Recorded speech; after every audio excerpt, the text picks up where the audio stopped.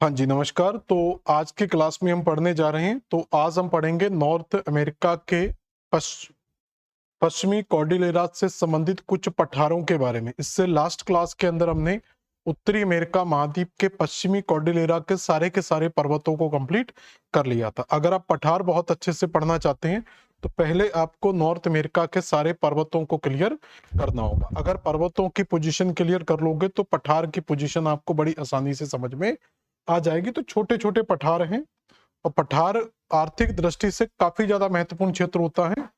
और यहाँ पर अगर हम देखेंगे तो ये जो क्षेत्र था हमारा पूरे का पूरा, इसको हम कहते थे पश्चिमी कॉर्डिलेरा। तो इसी पश्चिमी कॉर्डिलेरा के अंदर हमें बहुत सारे पर्वत देखने को मिले थे, कुछ श्रेणियां हमें यहाँ पर देखने को मिली थी। तो ये लास्ट क्लास में हम कंप्लीट कर चुके थे। आज की क्लास में इसी पश्चिम कॉर्डिलेरा के कुछ पठारों के बारे में पढ़ेंगे, कुछ प्लेटूस को पढ़ेंगे और इसके अलावा कुछ अन्य पठार भी हम यहाँ पर आज स्टडी करेंगे। कुछ छोटे छोटे पठार भी यहाँ पर मिल जाते हैं। तो सबसे पहले हम यहाँ पर पश्चिमी कॉर्डिलेरा के पठारों के बारे में चर्चा करेंगे। तो यहाँ पर जो आज की हमारी हेडिंग होगी, तो कल की हेडिंग थी हमारी पश्चिमी कॉर्डिलेरा के पर्वत। आज हम पढ़ेंगे पश्चिमी कॉर्डिलेरा के पठार।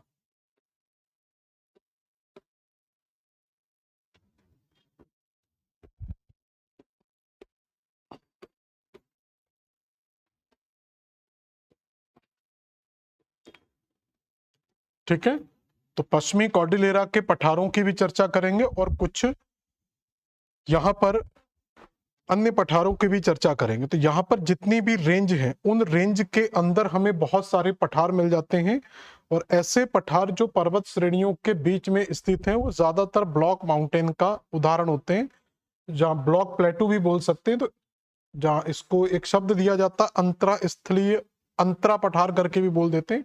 तो सारे के सारे पठार जो हैं वो पर्वत श्रेणियों के बीच में फंसे हुए हैं। जैसे कुछ पठारों के मैं पहले आपको एग्जांपल लिख दे रहा हूं। तो इसी के अंदर आपको एक यूकान का पठार मिल जाएगा।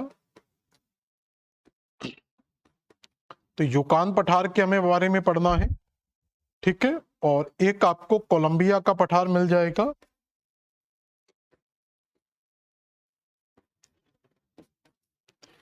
इसके अलावा प्रमुख जो पठार है उसमें कोलोरेडो का पठार मिल जाएगा। ठीक है, तो यूकान का पठार, कोलोराडो का पठार, कोलंबिया का पठार। ठीक है, उसके बाद आप जाएंगे तो यहाँ पर आपको मेक्सिको का पठार मिल जाएगा।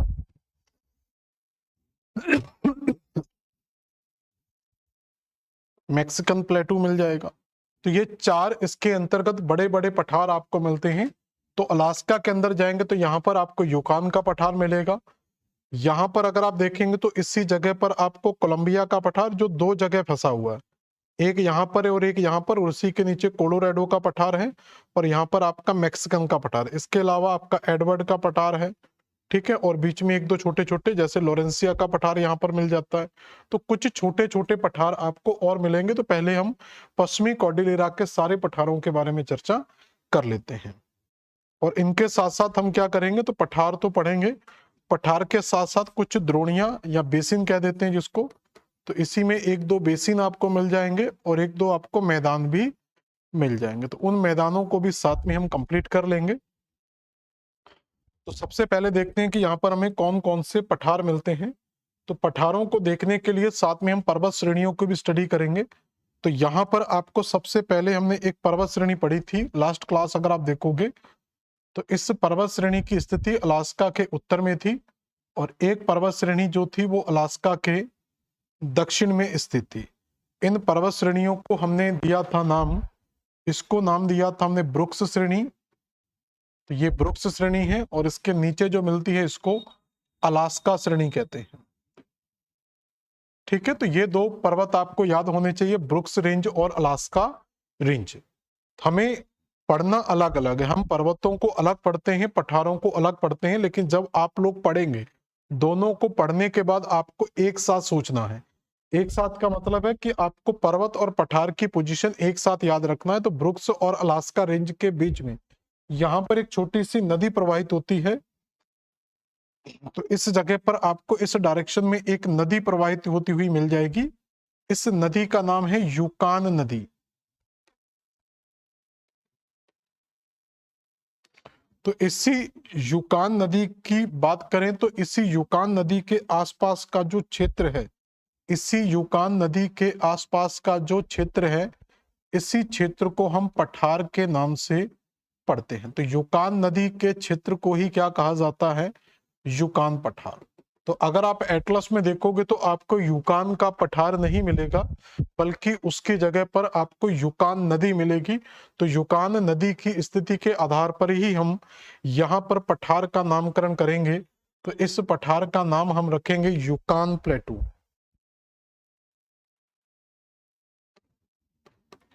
तो अगर आपसे यूकान पठार के बारे में पूछा जाए तो हम कह सकते हैं Yukon plateau located in Alaska between Brooks range and Alaska range. तो ये अलास्का में स्थित है, अलास्का श्रेणी और ब्रुक्स श्रेणी के बीच में स्थित है।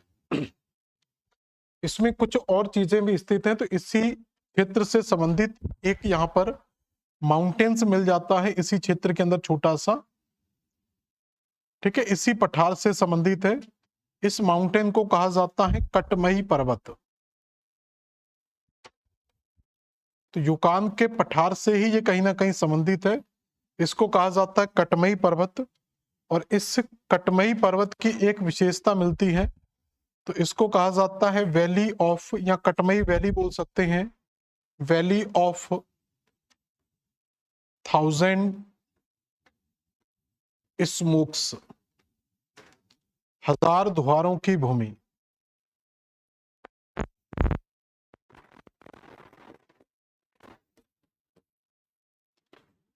तो 1000 धुआरों की भूमि, वैली ऑफ 1000 स्मोक्स अगर आपसे पूछा जाए, या लैंड ऑफ 1000 स्मोक्स के नाम से आ जाए, तो उसमें आंसर आपका कटमई माउंटेन भी हो सकता है, आंसर आपका अलास्का भी हो सकता है, आंसर आपका यूकान पठार भी हो सकता है। तो कोई भी अगर आपसे पूछे तो आप आंसर दे सकते हैं कटमई, यूकान, अलास्का, तो सबका आंसर लगभग एक ही आएगा। तो वैली ऑफ 1000 स्मोक या लैंड ऑफ 1000 स्मोक क्यों बोला जाता है? क्योंकि ये पूरे का पूरा क्षेत्र बर्फ से ढका हुआ क्षेत्र है, और बर्फ से कवर होने के कारण इसके नीचे का जो परतें हैं वहां पर बहुत सारी वॉल्केनिक एक्टिविटीज भी होती हैं, क्योंकि ये विवर्तनिकी क्षेत्र के अंतर्गत आता है। तो ज्वालामुखी क्रियाएं होने के कारण इस क्षेत्र के ऊपर की बर्फ में बहुत सारे मेल्टिंग पॉइंट मिलते हैं, जिससे क्या होता है, बर्फ के अंदर से धुआं टाइप का निकलता रहता है, इसलिए 1000 धुआरों की भूमि कहा दिया जाता है। तो ये यूकान का पठार हो गया। इस यूकान के पठार के नीचे अगर आप जाएंगे तो यहां पर आपको फिर से एक प्लेटू का स्ट्रक्चर मिल जाएगा। तो इस जगह पर कनाडा वाले पार्ट में आपको फिर से एक प्लेटू याद रखना है इस जगह पर, और सेम एक प्लेटू आपको कनाडा के साथ साथ यूएसए के अंदर भी मिल जाएगा। तो ये पठार एक है, लेकिन इसके नाम दो जगह दिए हुए हैं। जैसे कोस्ट रेंज हमारी दो जगह फैली हुई थी, तो इस पठार की स्थिति दो जगह हमें मिलती है। यहां पर जो पठार मिलता है उसको हम कहते हैं कोलंबिया का पठार,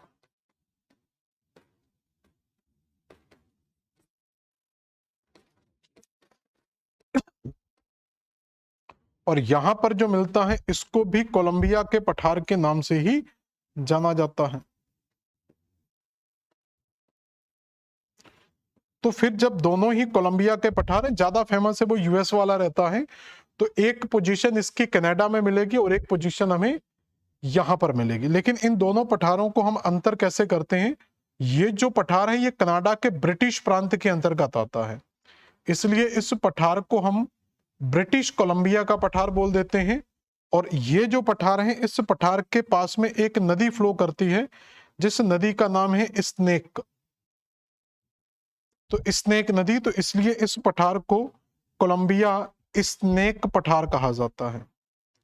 तो एक हो गया कोलंबिया स्नेक का पठार, और एक कहलाएगा ब्रिटिश कोलंबिया का पठार। तो जो उत्तर में पठार आता है वो ब्रिटिश कोलंबिया का पठार आता है, नीचे का जो पठार है उसको कोलंबिया स्नेक का पठार कह देते हैं। इसके इस साइड ही आपको रॉकी माउंटेन की सीरीज पूरी आपको लंबी मिल जाएगी। इसके बाद अगर हम देखें दक्षिण वाले हिस्से में अगर हम और जाते हैं, तो इसके इसी क्षेत्र के अंतर्गत आपको एक पठार और मिलता है यूएसए के दक्षिणी पश्चिमी हिस्से में। तो इस दक्षिणी पश्चिमी हिस्से में भी एक बहुत प्रसिद्ध पठार है, इस पठार को कहा जाता है कोलोराडो का पठार। ये मोस्ट इंपोर्टेंट पठार है यहाँ पर, कोलोरेडो का पठार। इस कोलोराडो के पठार में एक नदी इस क्षेत्र से प्रवाहित होती है और इस तरीके से ये गल्फ ऑफ मैक्सिको में जाकर गिर जाती। इस नदी को कहा जाता है कोलोराडो रिवर। तो इस नदी का नाम क्या है? कोलोराडो नदी। तो कोलोराडो नदी का संबंध कहीं ना कहीं कोलोराडो के पठार से है और इसलिए इस कोलोराडो के पठार में इस नदी के द्वारा कटाव करके मियांडर का फॉर्मेशन किया गया है। तो यहाँ पर ये जो नदी फ्लो करती है वो इस स्ट्रक्चर में फ्लो करती है, इसलिए कोलोराडो के पठार में यहाँ पर क्या है, हमें मियांडर्स मिल जाते हैं। तो नोट करो इसको जल्दी।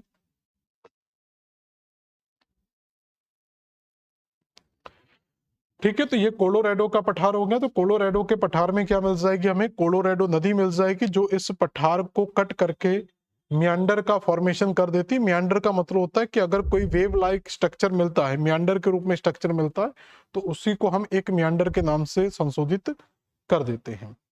इसके अंदर अगर आप और देखें तो इसी कोलोराडो के पठार में, इसी कोलोराडो नदी के द्वारा कट करके एक बहुत बड़ी वैली का फॉर्मेशन किया गया यहाँ पर।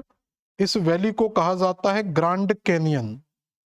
तो एक बहुत बड़ा, जैसे गॉर्ज हम पढ़ते हैं तो गॉर्ज का ही बड़ा रूप हम कह सकते हैं कैनियन। तो यहाँ पर एक बहुत बड़े कैनियन का निर्माण मिलता है, वर्ल्ड का सबसे बड़ा कैनियन मिलता है, ग्रैंड कैनियन। तो ग्रैंड कैनियन का संबंध भी हमारा किससे है? कोलोराडो के पठार से है।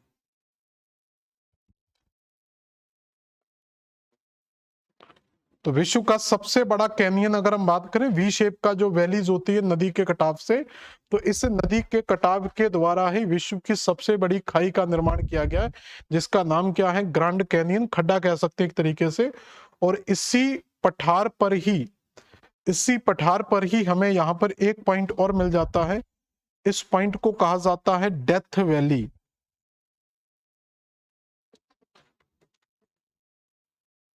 तो इसी पठार पर हमें मृत घाटी भी मिल जाती है। तो जो यूएस का सबसे नीचा स्थान भी है और सबसे अधिक तापमान वाला क्षेत्र भी मिलता है। तो यूएसए में सबसे अधिक तापमान वाला क्षेत्र भी मृत घाटी है और यूएसए में सबसे नीचा स्थान भी क्या मिलता है? मृत घाटी, जो कहां पर स्थित है?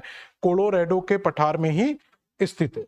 तो ये इस तरीके से हमारे 4 पठार होते हैं। पहला पठार है यूकान का पठार। यूकान के पठार के बाद हमें मिल जाएगा यहाँ पर ब्रिटिश कोलंबिया का पठार। ब्रिटिश कोलंबिया के बाद कोलंबिया स्नेक का पठार और उसके बाद हमारा कोलोराडो का पठार। इसी के पास में आपको यहाँ पर कुछ बेसिन मिल जाएंगे जिसको कहा जाता है ग्रेट बेसिन। तो इसी जगह पर आपको एक बेसिन याद रखना है। इसी जगह पर मैं अलग कलर में बना दे रहा हूं, तो इसी जगह पर आप जाएंगे तो यहाँ पर आपको एक ग्रेट बेसिन करके मिल जाएगा। बेसिन का मतलब होता है द्रोणी। द्रोणी का मतलब होता है कि कोई एक ऐसा नीचा क्षेत्र जो चारों ओर पर्वतों से घिरा हो।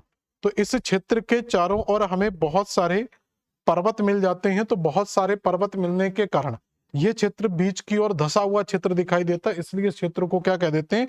ग्रेट बेसिन के नाम से पढ़ते हैं। ठीक है, तो इस क्षेत्र को क्या कहा जाएगा? ग्रेट बेसिन कहा जाएगा। ठीक है,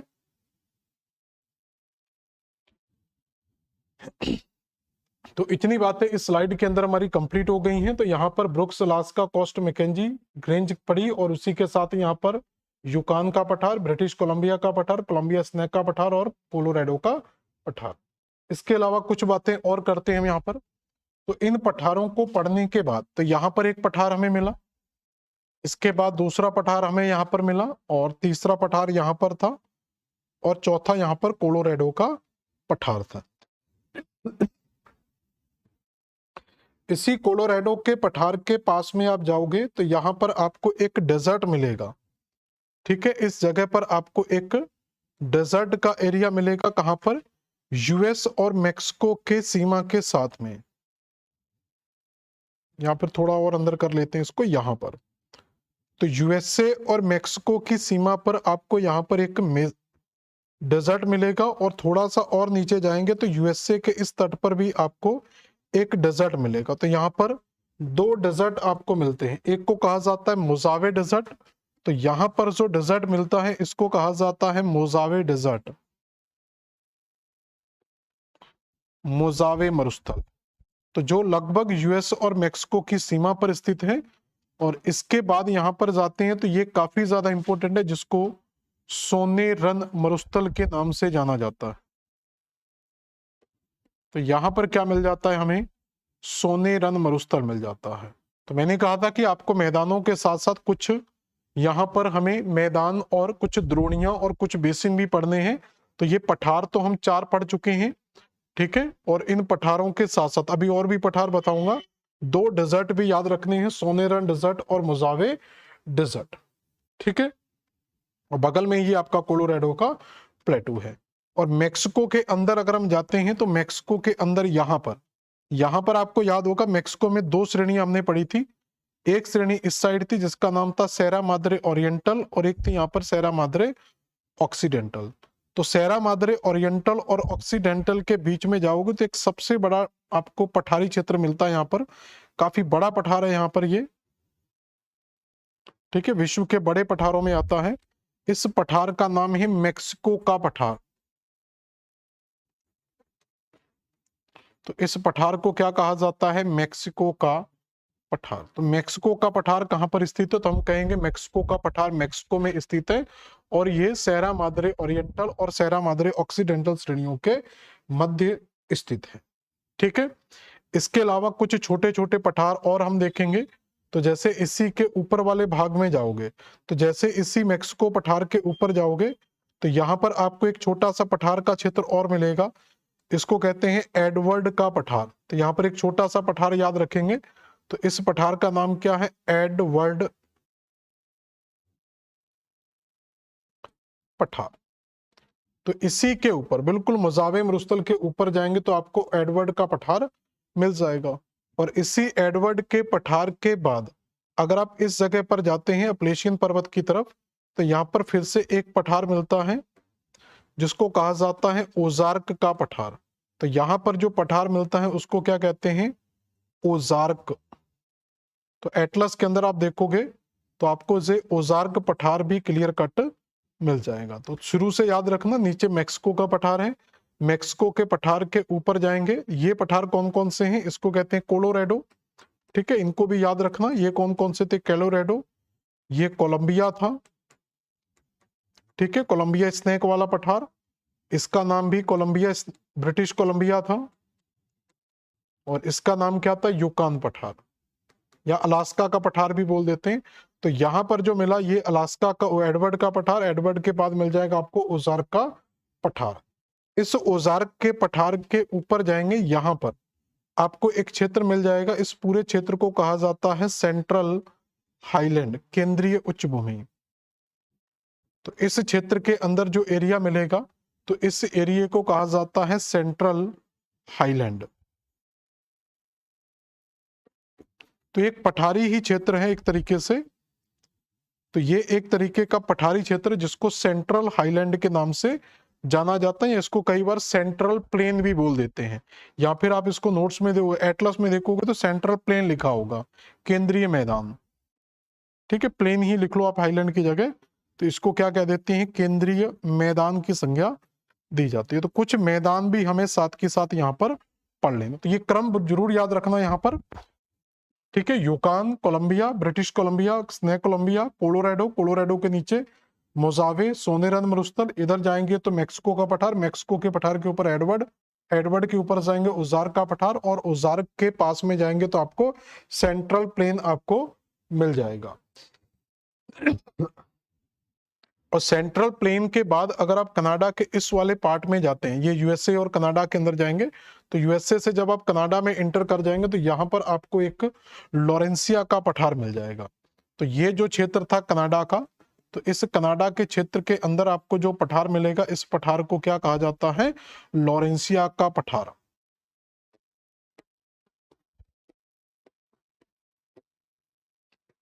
तो अगला पठार जो आपको यहां पर याद रखना है, तो ये इस तरीके से ऊपर की ओर बढ़ जाएंगे यहां से। तो ये क्रम याद रखेंगे कि हम किस क्रम में चल रहे हैं। तो यहाँ से एडवर्ड, ओजार्क, सेंट्रल हाईलैंड, और सेंट्रल हाईलैंड के बाद जाएंगे तो लॉरेंसिया का पठार आपको मिल जाएगा। तो इस तरीके से यहाँ पर कुछ पठार आपको मिल जाते हैं। तो हमने यहाँ पर पूरे के पूरे पठार कंप्लीट कर लिए।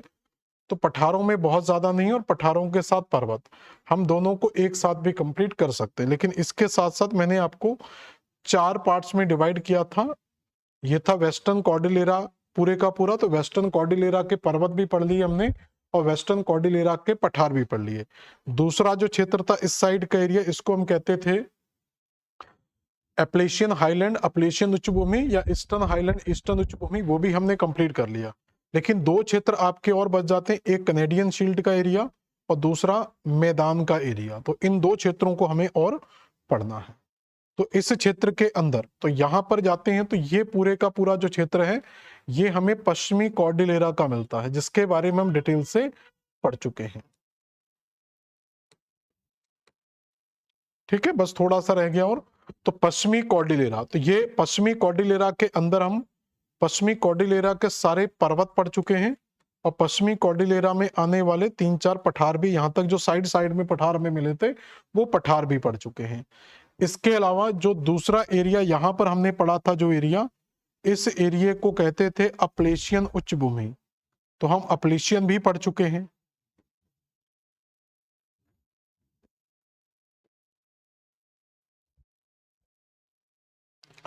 अब इसके बाद जो अगला तीसरा सेक्शन आता है वो यहां पर हडसन की खाड़ी के पास में मिलेगा। यहां पर एक खाड़ी थी, आपको याद होगा, हडसन।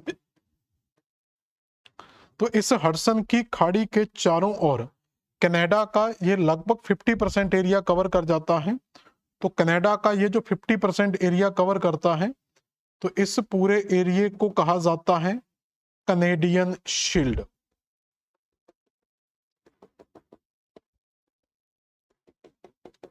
तो ये कनाडा के काफी बड़े क्षेत्र के अंतर्गत स्थित है। तो इस पूरे बेल्ट को क्या कहा जाता है? Canadian shield. शील्ड का मतलब यहां पर एक तरीके से इसको अपर्दित मैदान बोल सकते हो। तो इसको हम क्या कह सकते हैं? अपर्दित मैदान। इरोज्ड प्लेन एक थे, मतलब ये पहले एक पठारी संरचना थी। पठारी संरचना के बाद इसका काफी ज्यादा अपक्षय पर्दन हुआ। अपक्षय पर्दन के कारण ये इरोडेड हो चुका है, इस कारण इसको हम अपर्दित मैदान बोल सकते हैं। ये कनेडियन शील्ड कृषि की दृष्टि से, एग्रीकल्चर की दृष्टि से काफी ज्यादा इंपोर्टेंट है। और जो हम ग्रेट लेक्स पढ़ते हैं, आगे जाके हम ग्रेट लेक्स पढ़ेंगे, तो इन ग्रेट लेक्स का संबंध भी हमारा किससे है? Canadian shield. तो इसी कनेडियन शील्ड से जुड़ी हुई हमें यहाँ पर कुछ 5 महान झीलें भी आपको मिल जाती हैं। तो ग्रेट लेक्स और कनेडियन, सॉरी, यहाँ पर ग्रेट लेक्स का पार्ट, ये है ग्रेट लेक्स का पार्ट। तो ग्रेट लेक्स का संबंध भी, यहाँ पर जो लेक्स आते हैं इसको कनेडियन लेक्स बोल देते हैं, और इसके नीचे ग्रेट लेक्स का ये जो पार्ट मिलता है, इसका संबंध भी कहीं ना कहीं किससे है? कनेडियन शील्ड के क्षेत्र से जुड़ा हुआ, जो यूएसए की तरफ आएगा। तो ये एक काफी ज्यादा महत्वपूर्ण क्षेत्र है कनाडा का। और इसके बाद का क्षेत्र अगर आप देखोगे तो ये बीच का पूरा जो बेल्ट आ रहा है, इस बीच के पूरे बेल्ट को कहा जाता है प्लेन। तो ये बीच का जो पूरे का पूरा क्षेत्र हमें मिलता है, इस पूरे क्षेत्र को क्या कहा जाएगा? प्लेन, मैदान के नाम से हम पढ़ेंगे।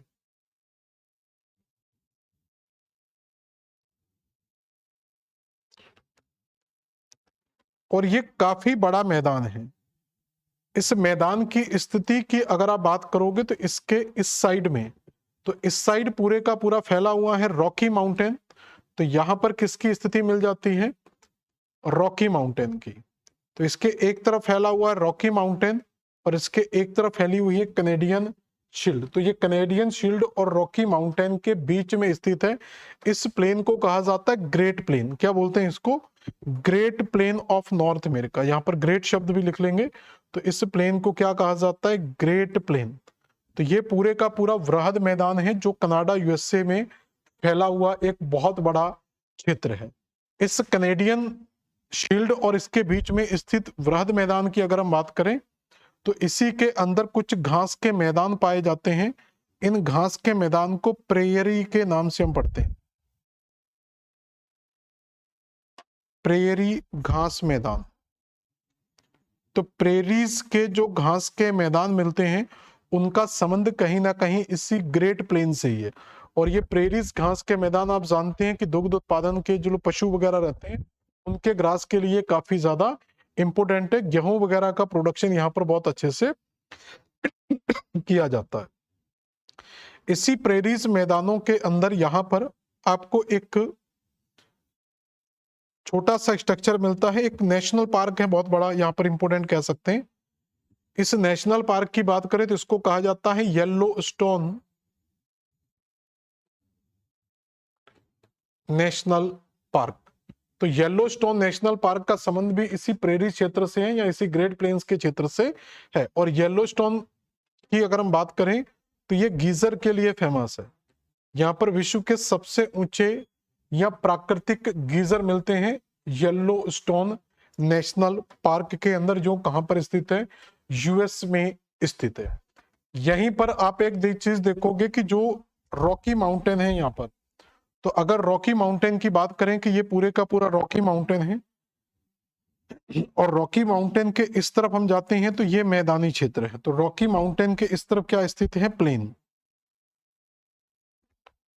और रॉकी माउंटेन के पूर्व में प्लेन स्थित है, और रॉकी माउंटेन के इस तरफ समुद्र की स्थिति हमें मिल जाती है। तो यहां से कुछ व्यापारिक हवाएं, या ये कह सकते हैं कुछ पवनें जब यहां से चलती हैं तो ये पवनें समुद्र की तरफ से चलती हैं रॉकी पर्वत की ओर, जिसको चिनूक के नाम से जाना जाता है। तो यहां पर चलने वाली एक प्रमुख पवन है जिसको चिनूक कहा जाता है, जो रॉकी माउंटेन के पश्चिमी तट से इंटर करती है और यहां पर अच्छी खासी वर्षा करती है। ठीक है, और ये पवन कैसी है, और ये नेचर में अगर हम बात करें तो ये गर्म हवा है, वार्म एंड मोस्ट एयर है। तो ये नेचर में गर्म भी है और इसके साथ साथ काफी ज्यादा नमी भी मौजूद होती है। तो नमी की उपस्थिति के कारण ही इस क्षेत्र में, रॉकी पर्वत के इस वाले क्षेत्र में काफी ज्यादा वर्षा भी हो जाती है। तो ये एक अच्छी खासी रेनफॉल यहाँ पर प्रोवाइड करवा देता है। लेकिन जब ये पूर्वी तट पर आता है तो ये शुष्क हो जाता है। तो जब इस क्षेत्र में ये पवन इंटर करती है तो यहां पर आने के कारण, मोस्टली चिनूक शब्द इसी तरह शब्द के लिए यूज किया जाता है। तो ये वार्म तो रहती है, लेकिन वार्म के साथ साथ ये ड्राई हो जाती है। तो ये वार्म मोस्ट नहीं के साथ साथ क्या हो जाती है, वार्म ड्राई विंड हो जाती है। और कनाडा आप जानते हैं कि ये पूरे का पूरा जो क्षेत्र है वो ठंडा क्षेत्र है। ठंडा क्षेत्र होने के कारण इस पूरे मैदान के जो घास के मैदान है, इन घास के मैदानों के ऊपर बर्फ की परत जमा हो जाती है। बर्फ की परत जमा होने के कारण, तो यहाँ पर ग्रासलैंड है, तो बर्फ जमा होने के कारण जब ये गर्म हवा आती है तो यहाँ पर जितनी भी आइस है, तो जो आइस शीट यहाँ पर जमी हुई थी वो सारी की सारी आइस शीट यहाँ से मेल्ट हो जाती है। इसलिए इस चिनूक को, तो जो चिनूक पवन है यहाँ पर, तो इस चिनूक को स्नो ईटर कहा जाता है। स्नो ईटर, हिम भक्षी कहा जाता है कि यहाँ पर बनने वाली स्नो को ये पूरी तरीके से खा जाती है, मतलब पूरी तरीके से यहाँ पर स्नो को मेल्ट कर देती है। इसलिए इस पवन को हम क्या कहते हैं, स्नो ईटर के नाम से जानते हैं, हिम भक्षी के नाम से जानते हैं। तो इस तरीके से नॉर्थ अमेरिका का आपका ये फिजिकल वाला पार्ट भी कंप्लीट होता है, जहां पर हमने पूरे नॉर्थ अमेरिका में माउंटेन्स, प्लेटू, प्लेन्स, सारी चीजों को कंप्लीट कर लिया है। मिलते हैं अगली क्लास में, धन्यवाद। कर दो भाई।